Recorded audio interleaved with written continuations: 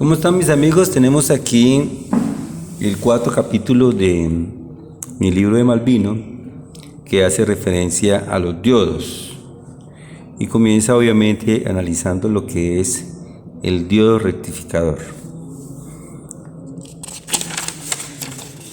Entonces aquí tenemos la explicación de cómo el diodo conduce solo cuando está polarizado directamente, o sea, hay una gran corriente en polarización directa, pero en polarización inversa hay una corriente pequeña.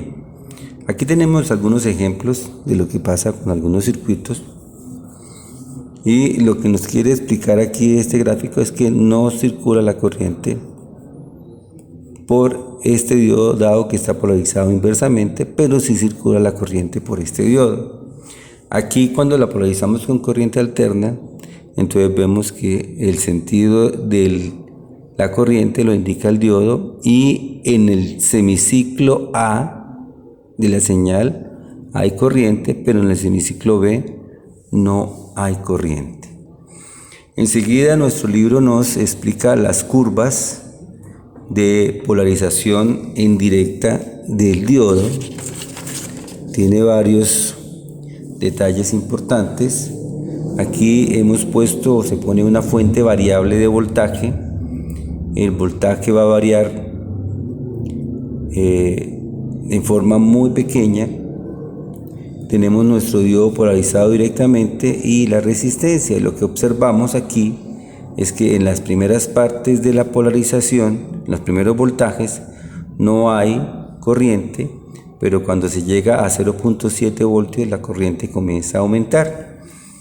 Si la corriente sigue aumentando, el voltaje va a seguir aumentando, y esto es debido a la resistencia macroscópica. El voltaje de codo es considerado ese voltaje donde la corriente comienza a aumentar, que es el mismo voltaje de la barrera de potencial. Aquí nos dan la explicación de la resistencia macroscópica. Se tiene en cuenta el componente macroscópico de la región N y el componente macroscópico de la región P.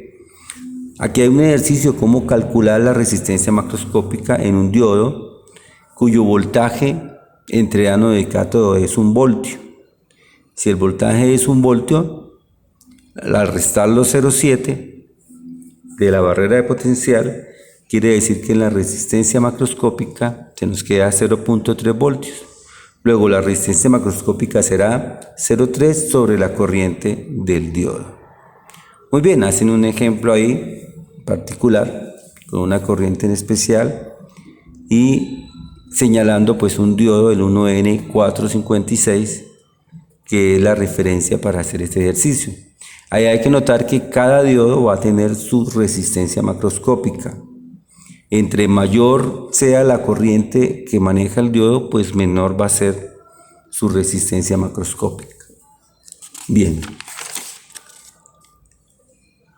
Va a haber una máxima corriente de avance que el diodo puede soportar. Entonces debemos que no sobrepasar esa corriente, porque en un momento determinado eso nos puede destruir nuestro dispositivo. Entonces siempre debemos tener una resistencia que nos limite la corriente para que el diodo no se dañe. Las curvas del diodo. El diodo ideal. En el diodo ideal, el diodo conduce desde 0 voltios, ¿sí? Tenemos obviamente una condición ideal donde el diodo simplemente es un switch para corriente de polarización directa, conduce, inversa, no conduce. Ese es el diodo ideal que nos están presentando aquí. En el ejemplo que nos ponen con diodo ideal, entonces obviamente tenemos que no hay barrera de potencial, no se tiene en cuenta la barrera de potencial, y todo el voltaje en polarización directa va a ir a la resistencia. En la segunda aproximación se tiene en cuenta la barrera de potencial, los 0.7, luego tenemos que restarle los 0.7 a nuestros cálculos, y por eso observamos que aquí en este ejercicio le han quitado los 0.3 voltios, los 0.7 voltios, ¿cierto? Aquí tenemos una polarización con 10 voltios, pero le quitan los 0.7 y de esa manera calculan el valor de la corriente. Para la tercera aproximación se tiene en cuenta la resistencia macroscópica más la barrera de potencial. Entonces, el voltaje del diodo va a ser 0.7 más la corriente directa por la resistencia macroscópica. Entonces, con esos cálculos ya se aproxima más a la condición real del diodo, donde tenemos nuestra consideración en la resistencia macroscópica. Aquí está la curva, como la veríamos en la tercera aproximación. Esta es la curva para la segunda aproximación. Esas son las tres aproximaciones que manejamos en los diodos. De esa manera, pues, podemos analizar el comportamiento de nuestros diodos. Bueno, aquí hay otras consideraciones, que es la resistencia inversa.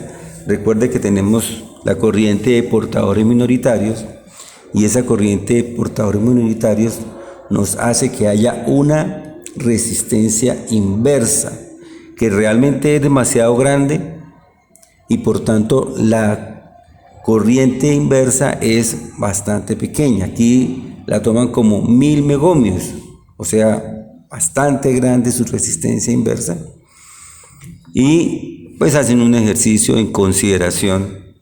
Tienen en cuenta el diodo 1N456, que presenta una corriente inversa de 5 microamperios con un voltaje de 25 voltios. Entonces calculan la resistencia inversa, que para este caso es de 5 megohmios.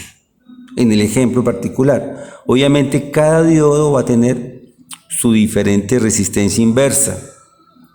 Podemos anotar que de pronto en los diodos de potencia esa resistencia inversa puede hacerse un poco más pequeña.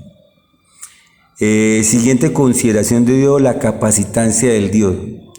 Bueno, tengo que anotar aquí que esa capacitancia se evidencia en polarización inversa, y aquí se analiza el hecho de que la región P y la región N se comportan como las placas del condensador, y la capa de agotamiento es el dieléctrico del condensador. Luego, al poner un condensador,